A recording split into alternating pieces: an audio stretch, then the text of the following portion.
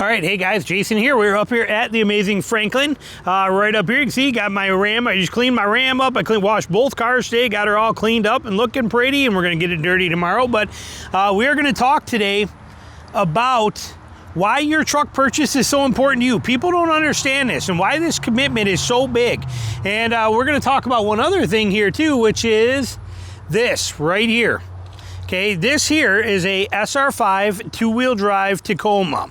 2025, I'm assuming, but SR5, 2025, two-wheel drive, there it is right there for you, $39,000. Just for the record, right now in July, there's lease deals on these where you can lease these things for like $299 a month with like $3,000 down. It's like 10 grand lease for to have it for 3 years. So it's an incredible lease deal they're running on these. It is on the two-wheel drive one. I'm sure there's good deals on the four-wheel drives too.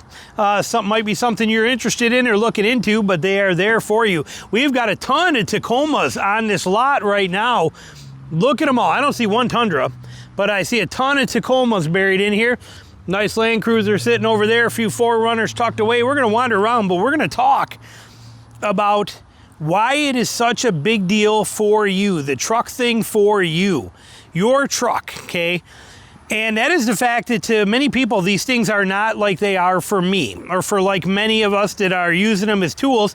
Many of us that are YouTube guys that use them for a business, or construction workers, things like that kind of stuff. People that to us, these things are a tool, a product, a test subject, a functional thing.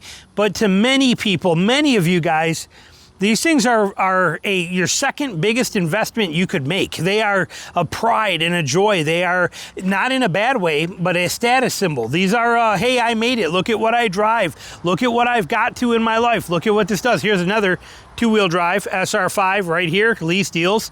Like I said, you should definitely check into them if you want one.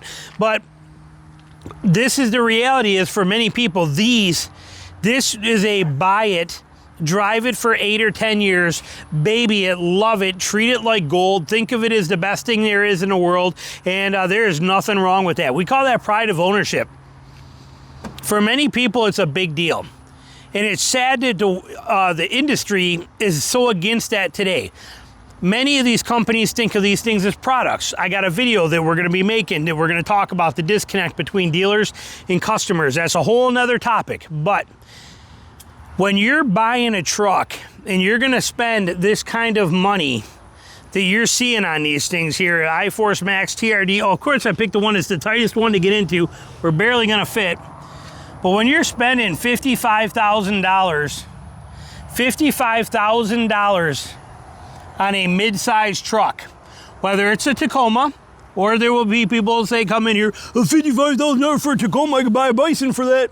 I could buy a Ranger Raptor, I could buy a ZR2, and you're right, you can. I'm not taking anything away from you. Many people love the Toyotas. They want that Toyota name, that Toyota reliability. Why do they want that? Why is that so important for many people? That sun is just awesome, but it's kind of blinding me here a little bit. But why is that so important that they get that Toyota name and that thing? Pride and joy. They want that reliability. They want that Toyota strength, that Toyota pride, that Toyota durability, that longevity, that I own a Toyota truck thing, and there's nothing wrong with that.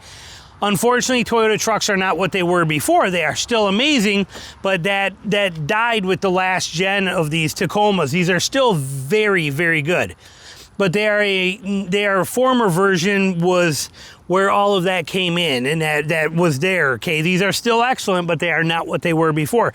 But it doesn't matter the brand. It doesn't matter who makes it. It is the fact that when you buy these, there are people out there, again, many of us that are like mine. I get yelled at all the time for mine. How do you let it get so dirty? How do you leave it so dirty? My God, it looks like a sandbox in your floor mat. Yeah, it does. It's a truck. It's covered in mud 99% of the time, and it works for a living. So many people, these trucks will never see dirt. They will be a pavement princess. They will be parked in a garage. They will be waxed every other week. They will be babied, pampered. These people will spend hundreds of dollars, a year in Armor All and waxes and all the stuff they're going to do for it. And this is not a bad thing. Not a bad thing at all. Then they will baby and they will start it up, and they will, when it fires up, boom, they will even close their eyes, you know, and kind of take it in and enjoy that and feel that, and vroom, vroom, and they get that feeling of it. It's amazing. And that's what it should be. This is trucks. This is what it should be about. It's the same thing as a guy that owns a sports car. Somebody's got a Ferrari, somebody's got a Mustang, somebody's got something like that. When they get in it, they just, and they come to life. I've talked about before. People are like, well, that interior is too cheap for me. I couldn't handle the hard plastic cheap interior. I'm looking at it going, hard plastic cheap interior is right up my alley. Easy to clean, doesn't scratch. I love it. But these guys get in there and they're like, they want to be able to get into that Ram tungsten, fire it up, and then take their hand and run it across the dash and be like, look at this. I've made it. I'm here. This is mine. Again, not in a bad way. I'm not knocking it. It is a pride of ownership. It is a wonderful thing.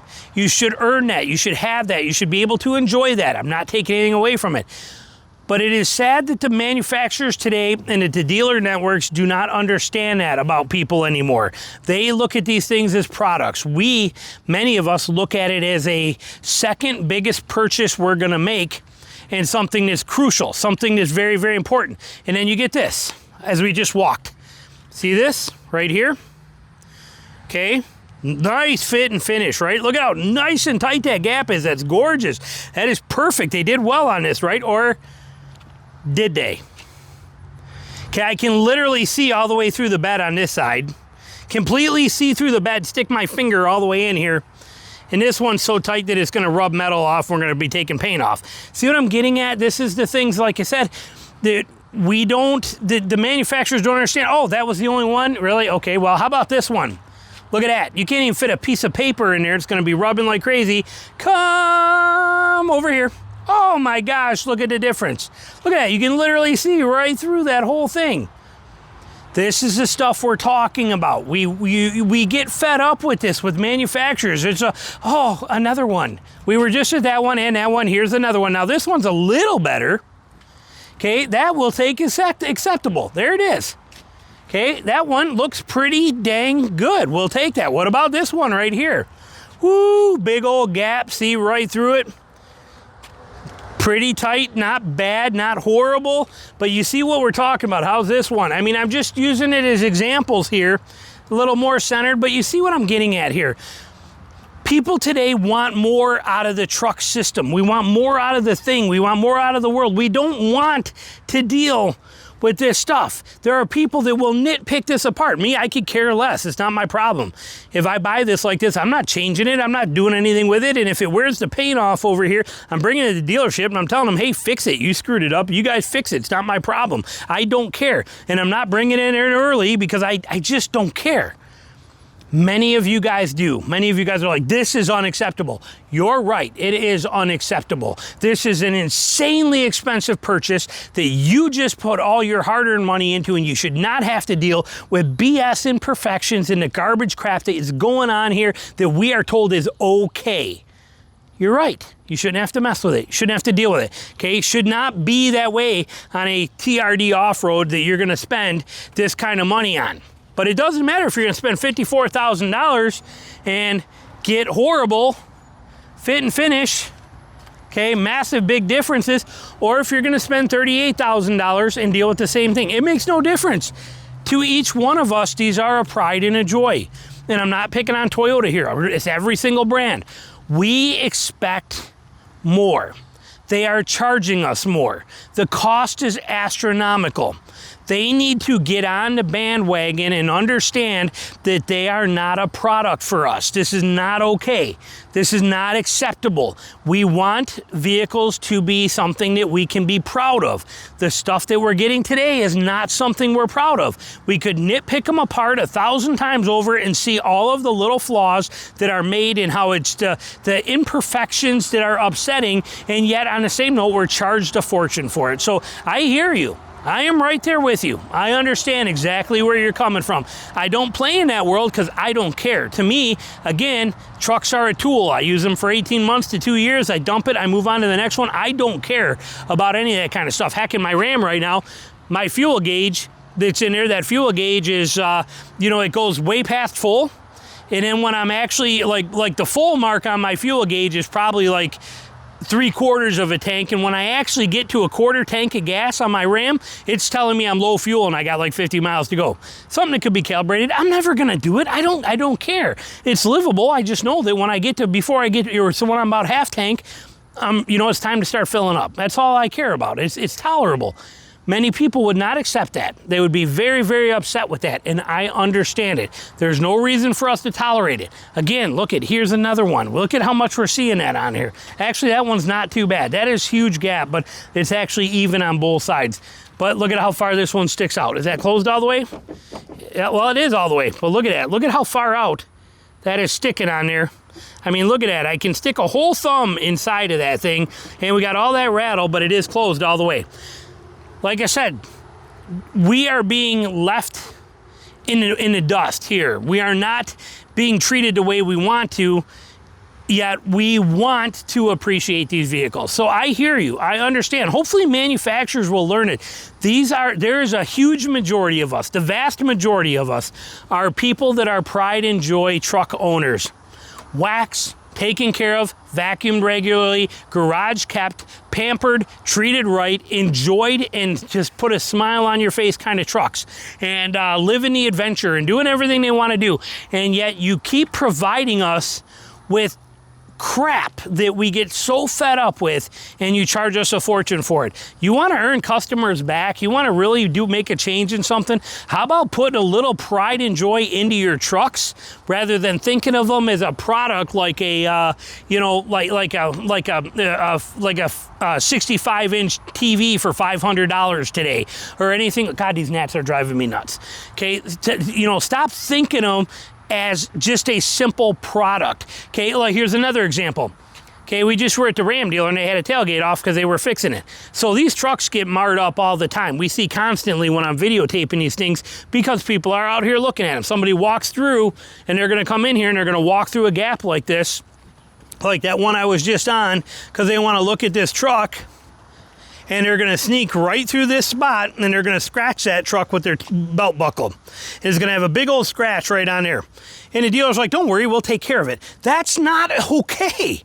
You're gonna take care of it by, you're going to fill the scratch, you're gonna then repaint the panel, and you're gonna do, it's not factory baked on paint. It's not the same. If I'm buying a truck and I'm gonna keep it for 10 or 12 years, do you think I want the job that your body shop did compared to what the factory did because there's a scratch on it? But we'll never know there was a scratch there because they'll fix it, leave it out here, and not tell you. Okay, that's just the world we live in. There's no getting around it. But it is upsetting, and I understand where you're coming from, and that's what I wanted to make the video about. You are correct in the fact that we are left hanging, and the pride and joy aspect of a vehicle is very hard to achieve today, where like we had when we were growing up. I'm 51 years old. You go back even 20 years ago, there was a thing such as pride of ownership. That's very hard to find today in the mass-produced, cookie-cutter, cheap version. You're never gonna see somebody restore a 24 Tacoma. Look at how many 80s and 90s Tacomas have been brought back to life for huge money. You're never gonna see a 24 Tacoma ever get restored. It will never happen. Okay, just like you don't see new Mustangs get restored. Those days are gone. Same with Camaros. That's over. They're trash now. You just throw them out when you're done with them. Crazy times. Let me know your comments, your thoughts. Thanks for watching.